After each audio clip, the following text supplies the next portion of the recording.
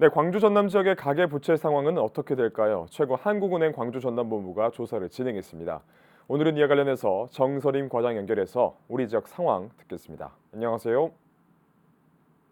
네, 안녕하세요. 네, 이번 광주 전남 가계부채 현황과 특징 어떻게 됩니까?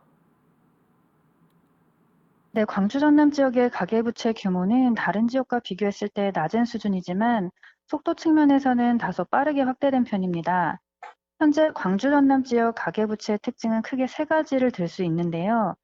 먼저 대출자 특성별로는 소득, 신용, 다중채무 여부를 기준으로 봤을 때 저소득자 비중은 타 지역보다 낮은 수준이지만 저신용자와 채무자 비중이 다른 지역에 비해서 비교적 높은 편으로 나타났고요. 대출 종류별로는 2017년 하반기 이후 주택 가격이 급등하면서 주택담보대출이 크게 증가했습니다. 마지막으로 금융기관의 예금액에 비해서 대출된 금액 비율이 다른 지역과 비교했을 때 다소 낮은 수준인 것으로 조사되었는데요. 이는 금융기관의 입장에서는 가계대출 부실로 인한 위험도가 낮은 측면이 있지만 가계 입장에서는 자금의 역외유출 현상으로 신용 공급이 부진한 상황을 의미한다고 볼 수 있습니다. 네, 그렇다면 우리 지역 가계부채가 갖고 있는 잠재적인 리스크는 무엇이 있고 현재 우리 상황은 어떠하다고 봐야 합니까?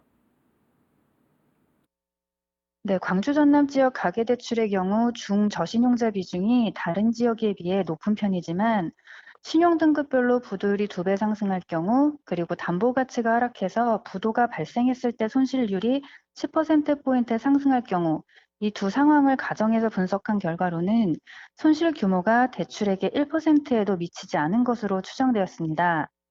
또한 주택담보대출과 관련해서 주택시장의 경우 최근 급등에 따른 조정 가능성은 있지만 수급 여건이 양호한 편이고 주택담보대출 규모 자체가 크지 않아서 부동산 가격 변동이 발생하더라도 주택담보대출의 대규모 부실로 이어질 가능성은 다른 지역에 비해 상대적으로 크지 않은 것으로 평가되었습니다.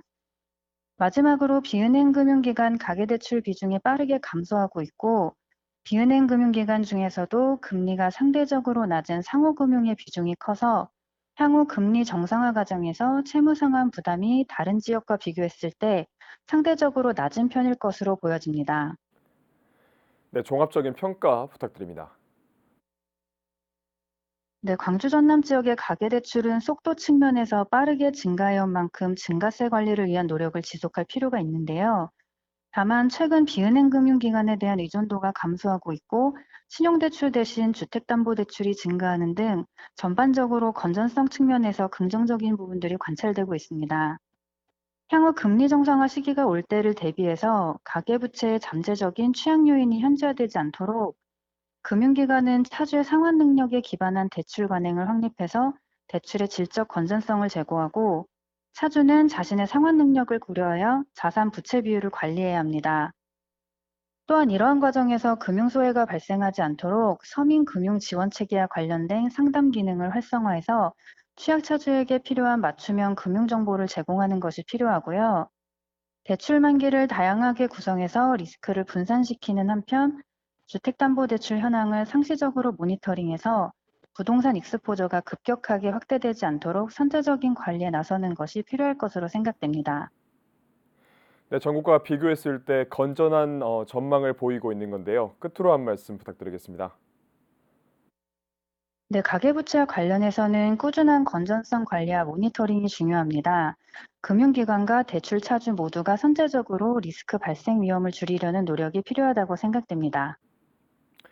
네, 오늘은 광주 전남 가계부채 상황과 관련해서 한국은행 경제조사팀의 정설인 과장 연결해서 이야기 나눴습니다. 오늘 말씀 고맙습니다. 네, 감사합니다.